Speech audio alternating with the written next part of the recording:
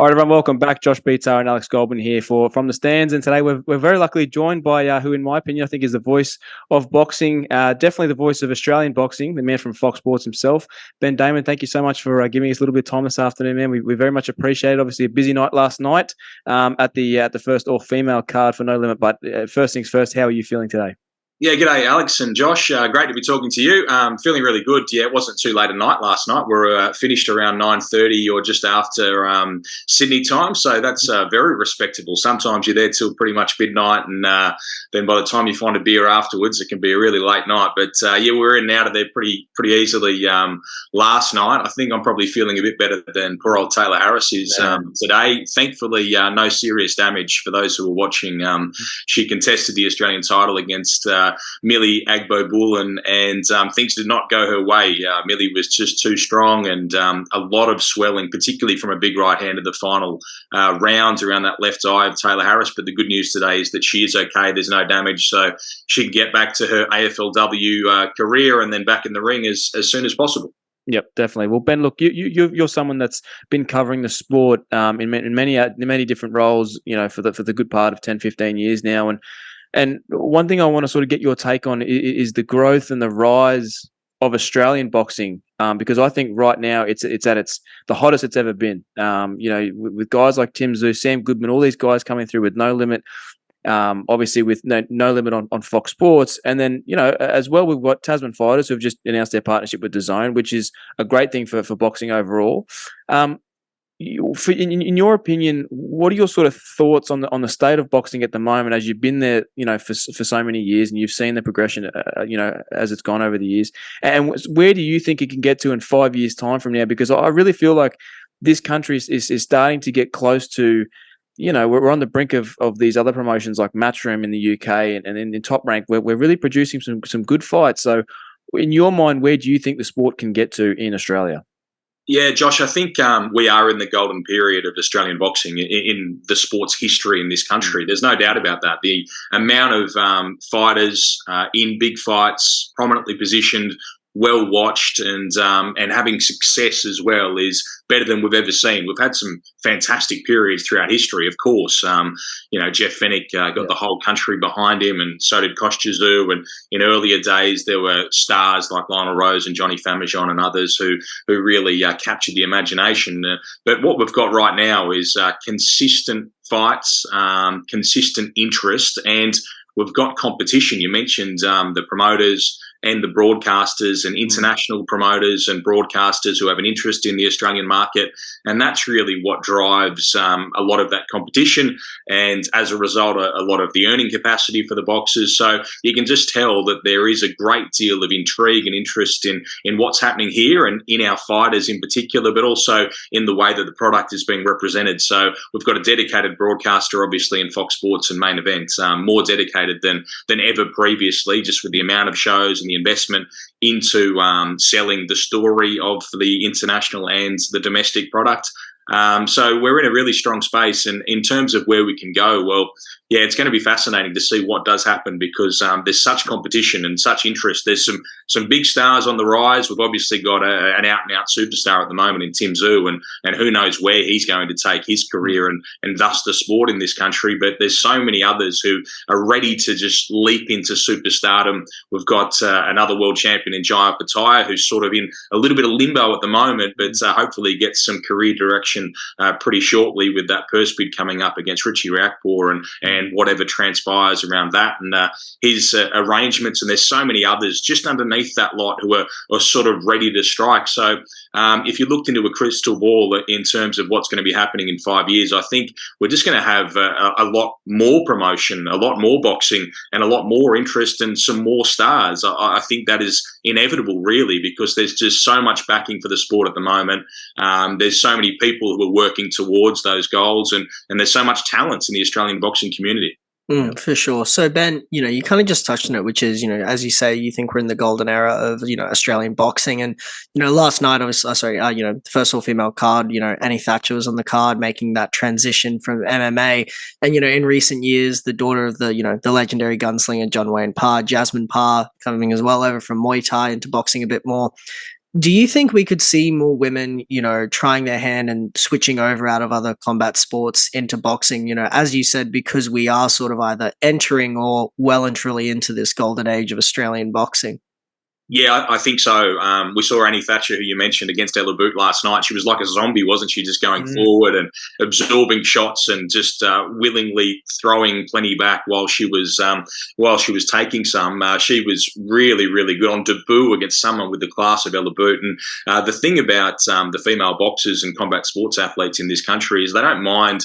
Like Annie last night, taking a loss, taking a risk and shooting for a big opportunity and then coming back and winning and losing and winning. They're not worried about records. They want to be in competitive fights on big events. And that's why I think boxing and the other combat sports do attract some real stars. Zoe Puderak, who fought last night as well, she's ranked number 1 in the world in her weight division in Muay Thai. So she came over and fought against an undefeated fighter as well last night. And she wasn't too fussed how the fight went. She just wanted the experience of it. So, yeah, it's really refreshing, I think, in female boxing and in male boxing to some extent in Australia as well, that people aren't so focused on records. They're really about being in good fights. So, not only with the female boxing, but also boxing in general. I think we're in a really good spot for a lot of people, combat sports athletes, to cross codes, to take opportunities and to be a part of these big shows, because it's just so great for people who are relatively inexperienced in their professional boxing careers to be a part of shows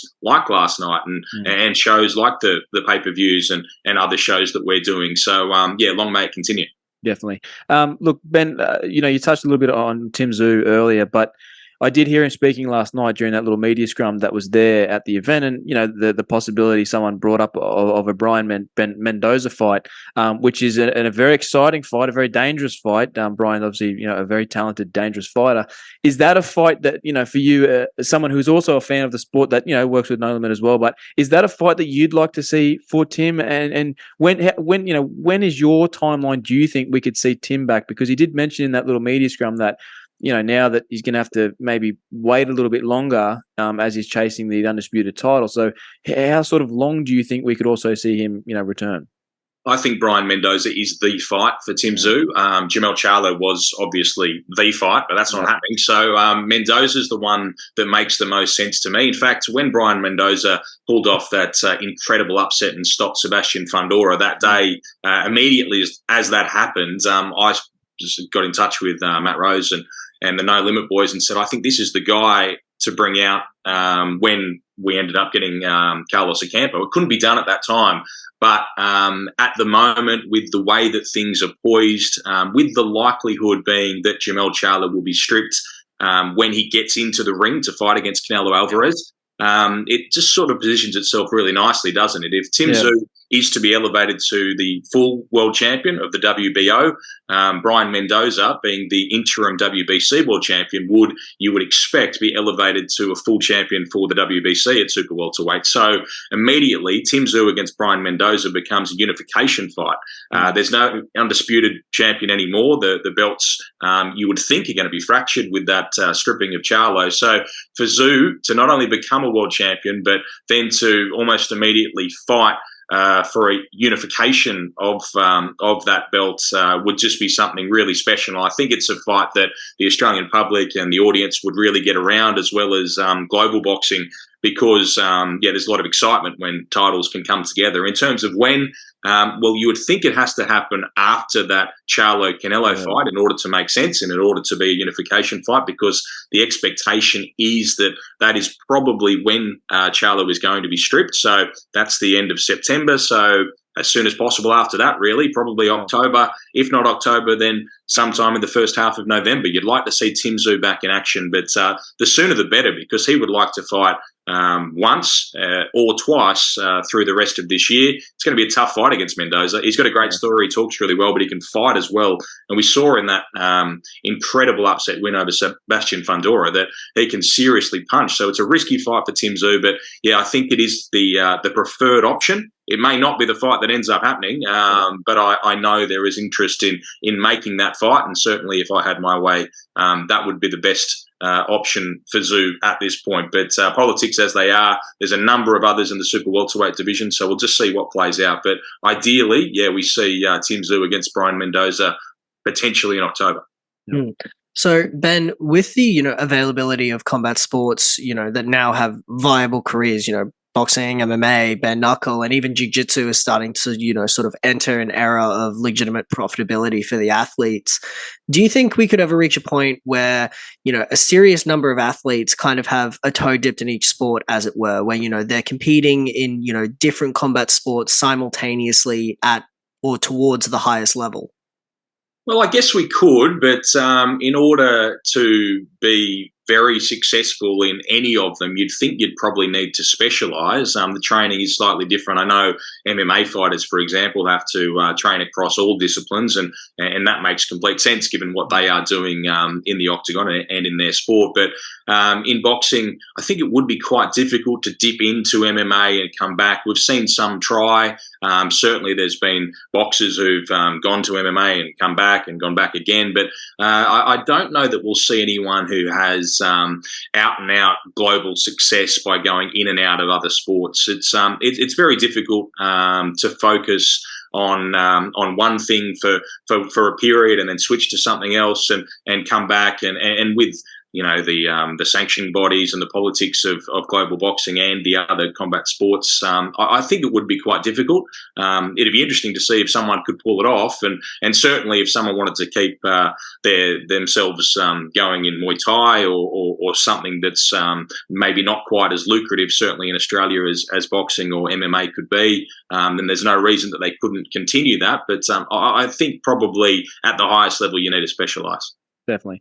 Ben, obviously we're all, 3 days out now from, in my opinion, one of the biggest fights of the year, if not the biggest fight of the year, obviously Terence Crawford and Errol Spence. I've been keeping a close eye on online and seeing, what sort of people, pundits were saying. And I've seen a lot of people backing Crawford, which I can understand, that the fact that he has been more active. I think Errol's only fought maybe twice since 2019. And in your opinion, as someone who's in the sport very heavily, how do you view that fight, and who do you see taking that win? It's just such a good fight. It's incredible. Yeah. It's so good that it's happening. And what a week we're having. In a way, against Stephen Fulton, in a way, against Stephen Fulton on Tuesday night is another of the best fights of the year and the best fights that can be made in the sport. And then this Sunday, we get to see a fight that we've been waiting for quite some time, with an undisputed welterweight champion being crowned. Terence Crawford is freakish. The way that he switches, what he manages to do in the ring is just quite incredible. I was over there when he fought against our own Jeff Horn, which didn't go well, and we got to see the very best of him, of course. Errol Spence, he's only fought a couple of times in recent years. He's had as many fights as he has serious car accidents, in fact, in recent times. So I'm sure this is a fight where, whatever way it goes, we're going to have people say after the fact that there was a reason that it happened that way. If Spence is to lose the fight and not look like he can figure out Terence Crawford, people are probably going to say, oh, look what he's been through. Look at the car accidents. Look at his eye, all those bits and pieces. If Terence Crawford is to be beaten and maybe outsized by Errol Spence, who is naturally the bigger man, then I think people are probably going to say, yeah, well, he's about to turn 36, Crawford. He's past his very best. But just at the moment, it does feel like that Terence Crawford is a favourite, and he deserves to be a favourite in this fight. I think that it's a fight where you wouldn't be surprised no matter what happens. I spoke to Sean Porter the other day and did a chat with him. He's fought both of them and did really well against both of them, and in fact took a lot of rounds off Terence Crawford and sort of found a lot more success than anyone else has against Crawford at times in their fight. But even he hasn't got any idea. So how are we meant to know really what's going to happen in this fight? I think I'd probably like to see Spence win. I know he's got a feud going with Tszyu, but that aside, I do like the way he fights and the way he conducts himself in general. So I would like to see him win. Terence Crawford, to be perfectly honest, I haven't enjoyed dealing with him. He and his team were pretty unpleasant to deal with around that Jeff Horn fight. They weren't, the most accommodating boxing group I've ever dealt with, that's for sure. So, I'd probably like to see Errol Spence win, but I just lean towards the sheer trickiness and the boxing mastery of Crawford at this stage, putting him just a little bit ahead of where Errol Spence is after what he's been through. But that being said, I wouldn't be surprised whatever happens on Sunday. I just can't wait. It's just so exciting that we've got a fight of this magnitude that is actually happening. Yeah, definitely. So then I wanted to know, do you think the sort of era, as it were, of influencer boxing has somewhat proven to be a bit of a fad? I'd bring up the fact that Jake Paul and Nate Diaz are fighting, in less than 2 weeks, and the promotion for it doesn't really seem there. The interest, at least from my perspective, even, from among hardcore boxing fans to maybe more casual members of the public, the interest doesn't really seem there. The pay-per-view numbers, the reports have been up and down in terms of what they were. Do you think this has sort of proven, that influencer boxing has proven to be a bit of a phase, or do you think it can still sort of solidify a place, not with hardcore boxing, but kind of alongside it? No, I think it's always going to have a place. And I think that we have to bear in mind in boxing that there's always been novelty fights. There's always been freak shows. It's always sort of dabbled in the circus elements of society. Muhammad Ali fought a sumo wrestler. Yeah. Jake Paul, even if he fades away and the interest dims, there's going to be another Jake Paul. There's going to be someone spring up out of YouTube or out of whatever is next. Who people will want to see get into the ring. There's the Misfits circuit, and obviously that sort of has its little place and it's got its crowd. But there's going to be someone who leaps out, who broader society wants to see fight. And we see it ourselves here in Australia when we had a couple of AFL blokes on the show in Melbourne, the Joseph Parker show, a little while ago. And in the Melbourne mainstream media, that was the fight they wanted to cover. And that was what everyone in pubs and restaurants around Fight Week was talking about. They were asking about these two blokes who, we didn't even know if they could fight. And it turned out that they sort of couldn't. But they had a crack, and everyone was fascinated to see it. So it's always going to have a place, despite the fact that there might be a former heavyweight world champion like Joseph Parker headlining the card, and a star on the rise in Nikita Tszyu. There's going to be an element of society that has more interest in that mainstream, and the footy players weren't a freak show, but that sort of element of it. So no, it's not going to go away. It'll always be there.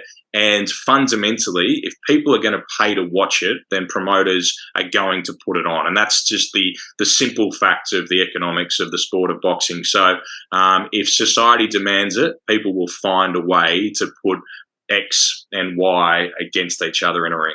Yeah, definitely. Ben, look, man, last couple of ones from us. Last question from me anyway is, obviously when I posted that little story today saying that you were joining us this afternoon, the great Tim Ashworth, the head of media at No Limit, replied to my story, and he said, ask him how he found himself cornering the great Danny Giel for a world title fight in Germany. Obviously everyone knows Danny Giel, the former middleweight champion. So I've got to ask you, that seems like a very interesting story and one that I definitely want to hear. So if you could you let us know what happened and how you found yourself cornering the great Danny Giel in Germany?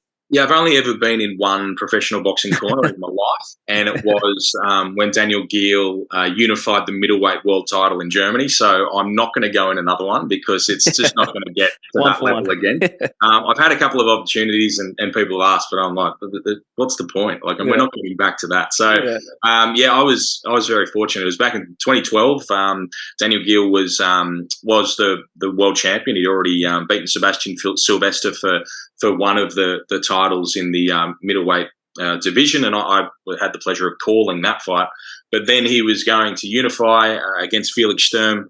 I'd been covering the London Olympics for Foxtel, so I spent a couple of months in London on the broadcast there, and then went to Germany to meet up with Giel in his camp in Fight Week, and it just so happened that I was meant to be broadcasting the fight from ringside, but there was some technical issues and things were slightly different to what they are now. Back in 2012, it wasn't as easy to get broadcasts up and running. think so. Our broadcast fell over, so I was essentially there for no reason. I was just doing some interviews and bibs and bobs around fight week. So Geely and his trainer Graham Shaw, really good people, said, "Well, since you're here, we sort of need someone else in the corner." And I said, "Well, I don't really know what I'm doing. I don't know if I can help. I've been in boxing gyms all my life, but if the shit hits the fan here, I don't know if I'm your man." So I thought about it. I said, "Well, why not? Like, I'll have a crack." So I ended up sort of pairing up with Brian Wilmot, who's one of Australia's best cutmen, helping him out. Went on the team bus with them, spent some time in the dressing room beforehand. And then we went out for the fight, walked out with Geely, and as it turned out, a round or two into the fight, and my job essentially from Brian was just put a towel over him, take his mouth guard out, wash that, put it back in, take the towel off. That was sort of all I had to do. But a couple of rounds in, he got a cut on my side behind his ear, and he had a bit of damage here as well. So Brian Wilmot said, "Well, you've got to deal with that." I was like, "Hang on a minute, this is way beyond my expertise." So, I had to deal with this cut, which I was sort of just wiping. It wasn't obviously going to go into his eye or anything, but just wiping and dealing with as best I could with Vaseline and bits and pieces. And it all sort of kicked off. It was a brilliant fight, really intense fight. Then we got to the end of the fight. Everyone's sort of waiting to see what would happen. Michael Buffer got up and was about to read the result, and he did, and he said the fighting pride of Australia. And there's a photo of us all, Geely sort of leaning back with his arms in the air. His promoter Gary Shaw is there celebrating. Graham Shaw is losing it. The others are all around it, and I'm there, sort of in the middle of it, like jumping in the air, just completely unprofessional for a media person, showing utter bias. And just embracing the moment. So it was a really unforgettable experience. And to experience it with someone like Daniel Gill, who I had the great pleasure of covering all of his career pretty much, and spending a lot of time with him. And he's just such a lovely, down-to-earth bloke. And he fulfilled his dream that day, and to be a part of it was really something special. But, completely outside my comfort zone. But, I wouldn't change it. It was something you'll remember forever, and really blessed to have been able to be there when an Aussie like Daniel Gill fulfilled his dream. And I mean, you retire on top. You retired with a world title win. Not many cornermen can say that. You retire on top. Exactly. One and done, retire on top. I'm 1 for 1, so exactly. Undefeated technically. So I actually I'm very close friends with Tszyu, who won WBC super middleweight world title. I was just on the phone to him now, actually. Who's also a fantastic bloke, and I spent a lot of time with him internationally at big fights. And he has asked me to be in the corner at times, and I've always turned it down. It's just I don't think it's worth ever doing that again. I'm very happy just to rest on my laurels and maintain my world title status. Yeah, exactly. So look, man, last question from us. I was kind of thinking on this the other day. Every promotion in every combat sport, they have kind of a little something that they do differently in regards to promotion and presentation that makes it feel unique, but still somewhat across the board. Press conferences, media, promotion for a fight, it can still be very much, it can also be very similar, across the board for a lot of combat sports. In a way, do you think that the presentation aspect of combat sports has become a little bit stagnant maybe, and it's become a little bit too similar across the board? And do you think maybe the, promotions need to start doing something new or doing something a little bit different to stand out a little bit more? Or do you kind of see it as the way that combat sports is presented now is kind of just how it should be done? Like, it is the way to do it? Yeah, it's a really interesting question, and it's something I've thought about a lot, not only in terms of the fight week events that you mentioned, but also the broadcasting of boxing and the roles within a broadcast and the structure of events. There's been a lot of people try a lot of slightly different things, tweaked things, have tried to sort of massage the presentation of events and fight week events. Whenever you do that, you do alienate some portion of your audience. It's just whether in doing that you're also opening yourself up to a broader audience. So I think over the years there's been, certainly in Australia, a mainstreaming of the way that we present boxing. So it's a bit more inclusive. There's more explanation as to what's going on with a lot of our events. It's not as niche. You don't need to know all the lingo. I'm certainly aware of that when I'm in commentary and hosting events, to try and sort of explain what's happening. And Jeff Fennick's very good at it, who's my primary co-commentator. But it is certainly the case where we do tend to do in a fight week a press conference, we do a weigh-in, then we do the fight night. That is sort of how we do it. The main reason that we've maintained that structure is because it has success in breaking through into the mainstream media. So it enables you to broaden your audience and to broaden essentially your potential pay-per-view.